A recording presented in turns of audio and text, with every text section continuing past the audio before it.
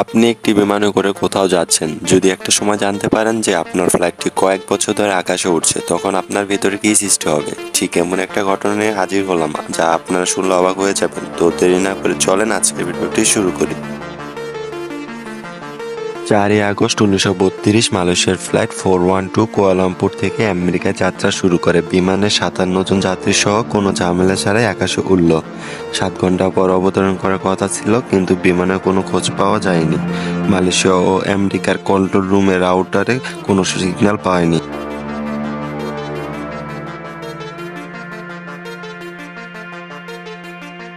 America, Malaysia আরও কিছু সংখ্যক রাষ্ট্রের মিলে তদন্ত শুরু করে, কিন্তু কোনো খোঁজ পাওয়া যায়নি। রেডিওর মাধ্যমে পাইলটের সাথে যোগাযোগ করতে ব্যর্থ হন।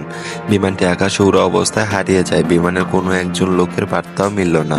অন্যদিকে তদন্ত কমিটি আকাশপথে খুঁজে কোনো তথ্যও পেল না। এতগুলো মানুষ সিনেমা দৃশ্যের মতো হারিয়ে গেল। এভাবে কয়েক বছর তদন্ত করার পর কোনো সন্ধান পাওয়া যায়নি। এই কেসটি তদন্ত কমিটির বিবৃতি তৈরি করে রেখেছিল। এভাবে কিছু বছর অতিক্রম করে ফেলে। হঠাৎ 28 বছর পর দুবাই কন্ট্রোল রুমে একটি অপরিচিত বিমানের সিগন্যাল পায় এবং বিমানের পাইলট কন্ট্রোল রুমে জানতে চায়। তারা তাকে বলে ফ্লাইট নম্বর 412 এবং 3 জন পাইলট সহ 57 জন যাত্রী রয়েছে এবং 4 আগস্ট 1932 সালে কুয়ালালামপুর থেকে আমেরিকা যাত্রা শুরু করেছিল। তারপর বিমানটির পাইলট কন্ট্রোল রুমে জানতে চায় বিমানবন্দর কোথায় অবস্থিত। কন্ট্রোল রুম থেকে তাদের বলা হয় এটি দুবাইয়ের আন্তর্জাতিক বিমানবন্দর, সময়টি 1960 সাল। তাছাড়া এটি কুয়ালালামপুর থেকে 1800 কিলোমিটার দূরে। এটা শুনে পাইলট অবাক হয় এবং তারা বলতে থাকে, ও মাই গড, সেটা কীভাবে সম্ভব?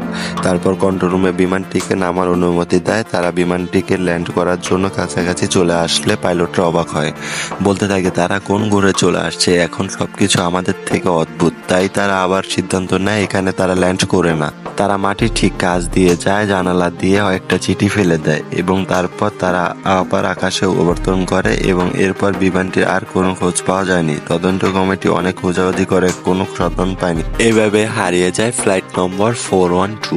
ভিডিওটি ভালো লাগলে লাইক করবেন এবং পরবর্তী ভিডিওর জন্য চ্যানেলটি সাবস্ক্রাইব করে রাখবেন।